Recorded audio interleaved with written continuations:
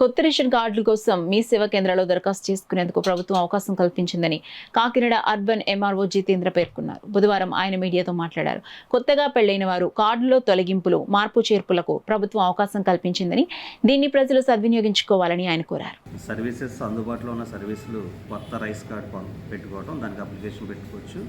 అట్లాగే splitting of rice cards అంటే marriage అయిపోయి కొత్త మెంబర్స్ స్ప్లిట్ చేసుకోవచ్చు. అట్లాగే ఎవరైనా సింగిల్ మెంబర్ ఉన్నా కూడా స్ప్లిట్ చేసుకోవచ్చు.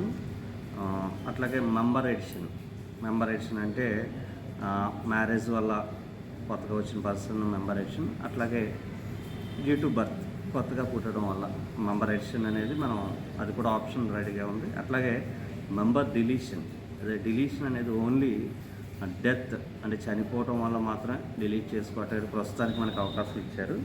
అట్లాగే ఎవరిదైనా రాంగ్ ఆధార్ సీడింగ్ అయితే అది కూడా కరెక్ట్ ఆధార్తో మనం ఫీడ్ చేసుకుని దాన్ని చేంజ్ చేసుకుని సర్వీస్ కూడా అందుబాటులో ఉంది. అట్లాగే అడ్రస్ రైస్ కార్డులో ఏమైనా రాంగ్ అడ్రస్ ఉంటే అది కూడా కరెక్ట్ అడ్రస్ మనకు పెట్టి చేంజ్ చేసుకోవచ్చు. అట్లాగే ఎవరైనా రైస్ కార్డు వాలంటీర్గా సరెండర్ చేయడం అంటే ఎవరైనా more than that BPL line ఆదాయంకి వచ్చి మాకు రైస్ అవసరం లేదన్న వాళ్ళు కూడా రేషన్ కార్డు సరెండర్ చేసుకోవడానికి కూడా సర్వీస్ అవకాశం.